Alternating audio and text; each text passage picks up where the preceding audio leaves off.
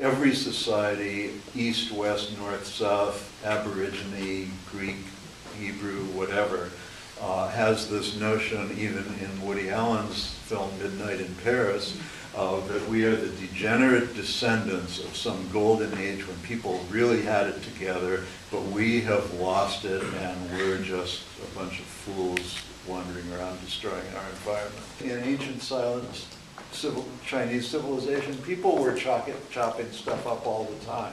And there were just as many rapacious warlords and just as much feudalism and destruction of environment and destruction of other civilizations going on in ancient China as there are in Western civilization. First off, I'd have to say that I agree with virtually everything you just said.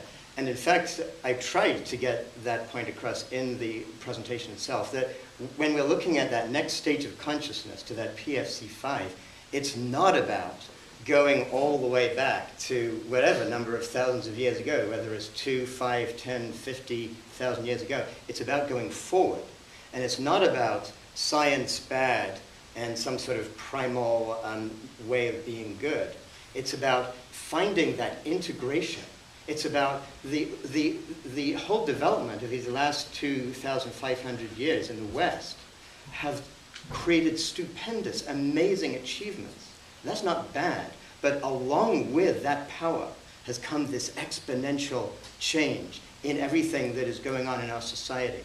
So what our challenge is, and it's a big challenge, but I think it's available using the kind of processes we're talking about in this conference, is to use our science to integrate with some of those findings of those great Eastern spiritual traditions. Not to say to go back to some sort of Taoist like Garden of Eden, and they, more than almost any culture, had this notion of that there was a golden age before when everything was just wonderful and fine. That's not the case. It's about using science to create that stable, harmonious relationship with the world around us and with ourselves. And that's the great opportunity of this conference and what we're talking about, because science enables that. Science enables that spiritual meaning, that harmonization. What we have to do, though, is leave behind some of the reductionist myths that have incorrectly become conflated with science. Science is not about reductionism. Science is about scientific method. And reductionism is a faith, it's a set of beliefs that cybernetic thinking and systems thinking can move from. And that's our opportunity.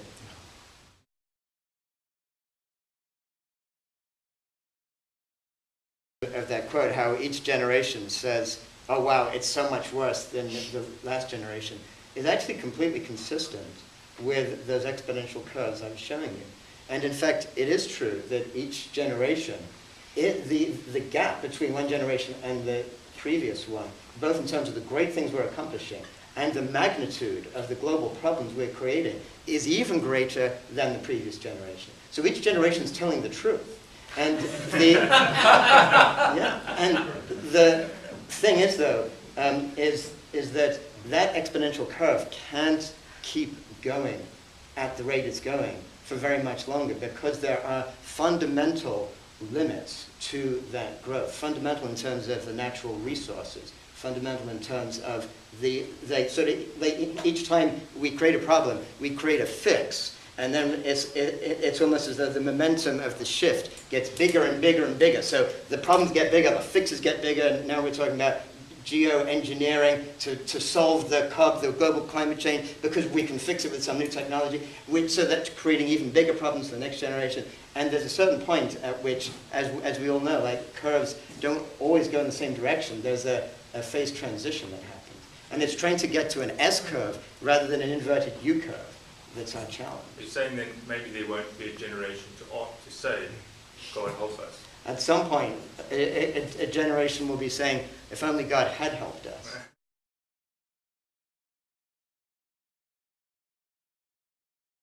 When we think that for the vast bulk, like 99% of the time of the evolution of the human species, we lived in bands of groups of no more than maybe 10 to 20 people. And we evolved to have that relational management of who we were as people with just that smaller group. And one way of looking at the whole evolution of civilization is our group identity gets to be larger and larger and larger, to villages and then to nations and then empires. And then in some ways we've had this great expression in the last couple of centuries of identifying with the whole of humanity, with notions like the rights of man or this or that. But I think what is a key challenge to us is to be able to link that more human, integrated relational way of being with people to like the global community and then to the whole natural world. And I think that's where we have an opportunity, is to really have that kind of feeling relationship that we can only have within the small group, as you might have seen in New Guinea, but to be able to apply that to the whole larger context of the globe on which we live right now.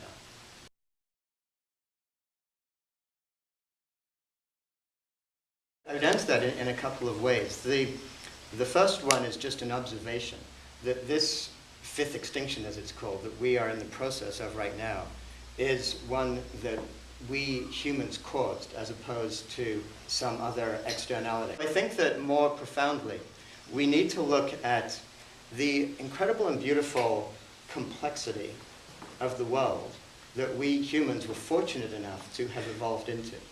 And we have to look at the fact that each time one of these species becomes extinct as a result of what we've done, we are reducing the complexity of the world, which is the very fundamental source of that beauty that Gregory Bateson talked about, that you discussed in the movie yesterday. That I think we need to see the beauty of the world as arising from that complexity. Now, if a meteorite comes and causes an extinction, and then it takes another 65 million years for that complexity to re-emerge in a new and wondrous way, then so be it. But I think we have to look at the fact that we, as a human civilization, are agents in significantly reducing the very complexity that is ultimately the source of the beauty of the world that we are fortunate to evolve in. And by the by, it just so happens that our very civilization itself is precariously based on all of these elements that we ourselves are undoing. So it sort of goes without saying that if this continues, our civilization, our whole global civilization goes. Now, you might say, from a more fundamental ethical point, well, what's the meaning about it? And so it's the more fundamental point that I'm discussing on that point of the very complexity of the earth that we're undoing through our agency. We need to be aware of that. And there are some people who might say, great, and perhaps they like that other example of the singularity. And great, who cares about that complexity? We have this conceptual ability to reach the infinite and sort of go beyond that. But that's a choice that our human race will make.